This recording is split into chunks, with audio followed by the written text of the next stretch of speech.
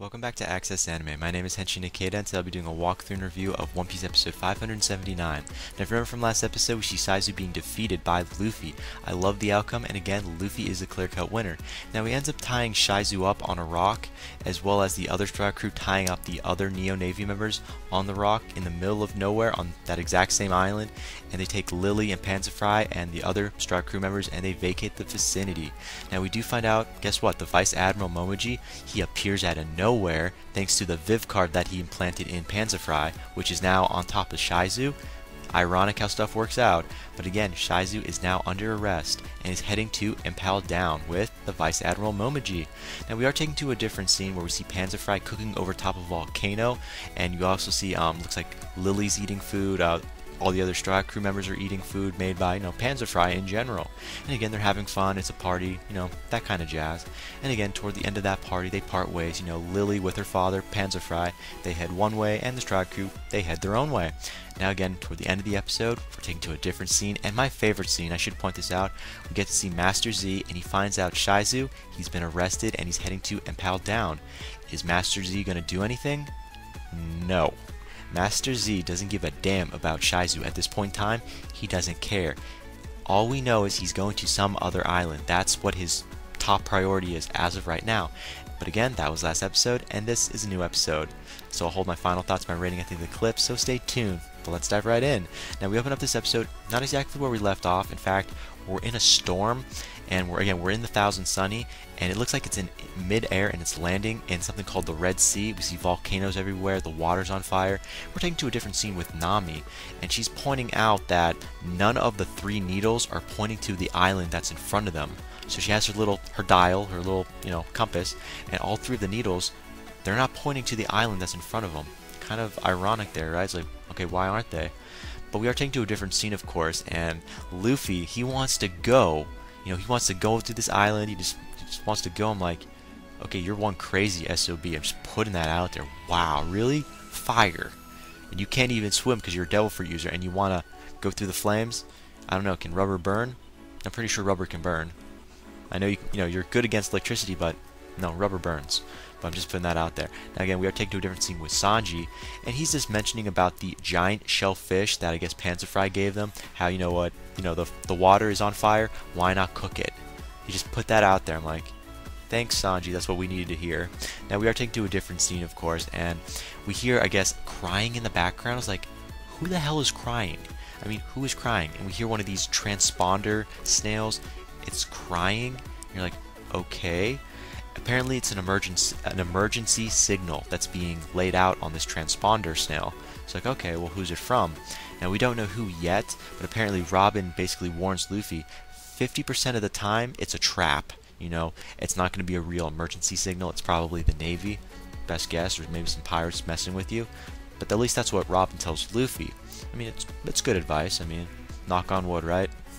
But we are taken to a different scene now. Luffy, dumbest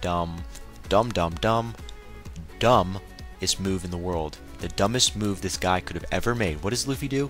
He picks up the transponder snail against what Robin had told him. Says his first name, middle name, last name. Says he's like a pirate, wants to be king of the pirates. On the transponder, dude, we don't know who. And I'm like, really? You are that? Yeah, that's Luffy for you. He's that dumb. And all I can say is, we hear someone on the transponder, this snail, this is what we hear. Someone saying, colleagues getting cut. That's about it. Samurai going to kill us. And I'm like, what the hell does that mean? That doesn't make any sense. And then we hear they're on Punk Hazard. And then we hear this person, whoever's on the line, getting cut. And that's all I could say. We are taken to a different scene, however, with Luffy. Now, he's not like super serious, where his eyes goes black and his head tilts. But he's not joking. And it's kind of a serious face, but not like really desperately serious, like when Ace died, when he got serious and his hat flipped over. No, he's quiet, he's calm, but he's serious. And again, we are taken to a scene with Luffy. He's serious, and he smells trouble. I don't know if he was joking because he just heard what was on the snail phone, but he says he smells trouble. And you know what? I think I want to take him seriously this time. I mean, he's not joking. He's not laughing. There's nothing on his face. I take him seriously.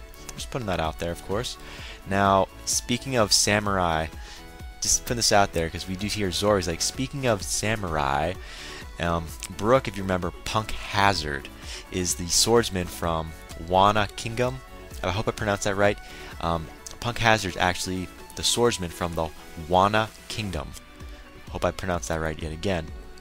And again, some little information about the Wana Kingdom, if I pronounced that right at all, is it's not affiliated with the world government.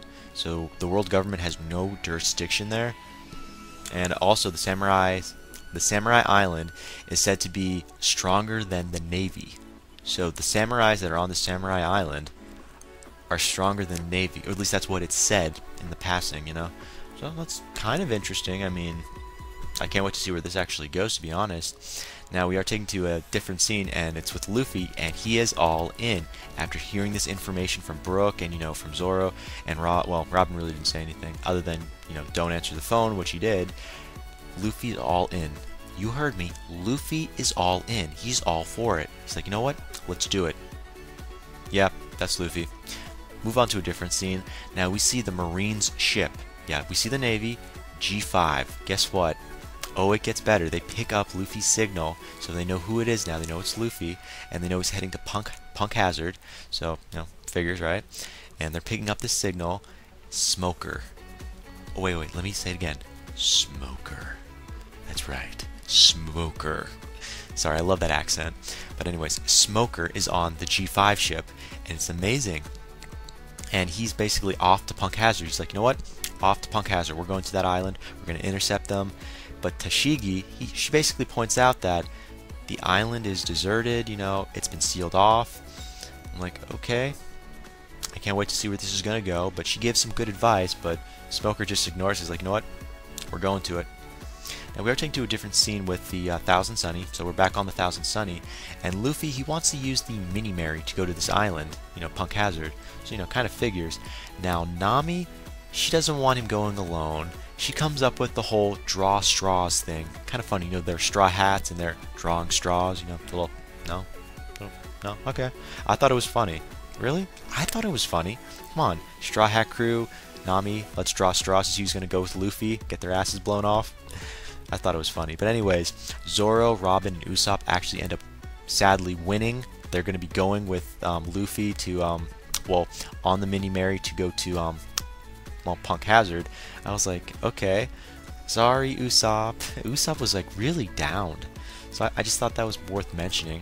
And we are taken to a different scene with Nami yet again, and she's making a path of clouds for the Mini Mary. I thought it was kind of, I don't believe I'm going to say this, I thought it was kind of cute. She magically actually does something. She gets off of her ass and she makes magical clouds appear just so the, you know, the Mini Mary can go over all the flames that are in the water. Again, I thought that was worth mentioning. And again, they go right over the flames. I thought that was amazing. Now, once we get over across the actual clouds and the fire, they reach the Punk Hazard Island in general, and there's gates. It's like Punk Hazard, and it's like a metal gate. I'm like, okay, that's kind of weird. It's like in the middle of nowhere. No one's around. Everything's on fire. I'm like, huh? That just doesn't make sense. And it says, danger, keep out. You're reading all these signs. I'm like, why? What's the reason? And Zoro just cuts the gate in half. And that's what I like about him. I love his character in this. His characteristics is like, you know what? Fuck it. I'm going for it. And he does. Now, we do find out there are government facilities on the island that are on fire. I'm like, wow. I didn't know that. I'm like, okay, so there's government facilities. I wonder what they were doing on this island that everything burnt up. Of course, we are taken to a different scene with Usopp, and he's basically, I really don't want to talk about him too much because he was kind of pathetic, but the guy on the, well, do you remember the guy that originally was talking to Luffy on the snail, on the transponder? Well, Usopp, even though he's kind of bitching constantly throughout this episode about doesn't want to be here, he's sick to his stomach, he points out, well, the guy that was on the transponder, he said it was cold where he was at. Yeah, it was cold. But they're surrounded by flames, looks like magma underneath them. Why is that? Why is that? Why would someone over the emergency signal transponder, the snail, say it was cold when it's boiling hot?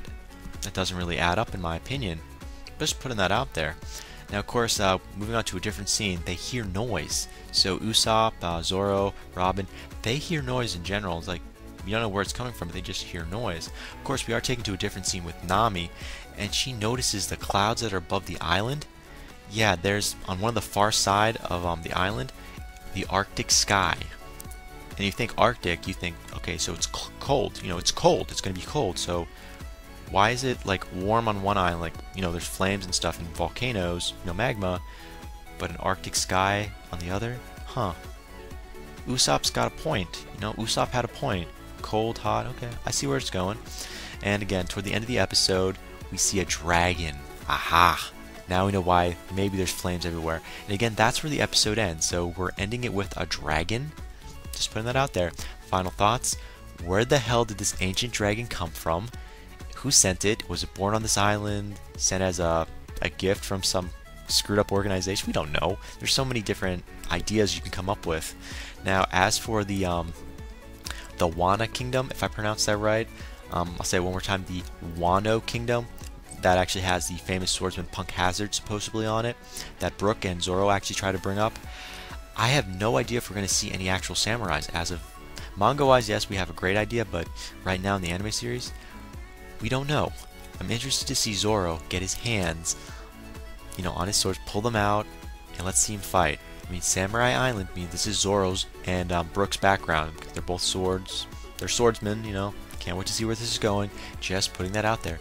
And I'll throw one more final thought. Where is Master Z? He said he was heading to an island. What island?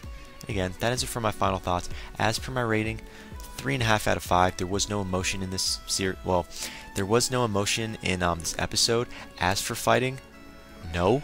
Fighting was last episode, plain and simple. This was just the build-up of what's going to happen in the next episode. So I should give this a 3 out of 5 to be honest. But I'm being generous because we saw, I guess, a little slapstick humor and a little information. Information was something I wanted to know more of. You know, with this Punk Hazard, the island, the connection between, you know, Brook and Zoro, what they brought up, as well as who's on the transponder, you know, who was talking through the snail, we don't know.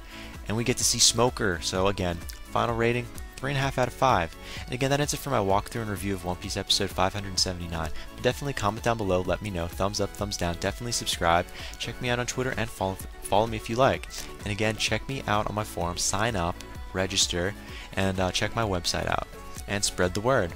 But again, guys, that ends it for now. Let me know what you thought of this episode, and let me know what you think's going to happen in the next episode coming out. But like I said before, I gotta hit the bricks, guys. I still have 2 more walkthroughs and reviews to do today. I might get to do one of them, but tomorrow I'll probably finish the other one, and I've got 2 more to do as well. So I've got 4 more walkthroughs and reviews to do, so definitely stay tuned. But guys, I gotta hit the bricks, and I gotta go.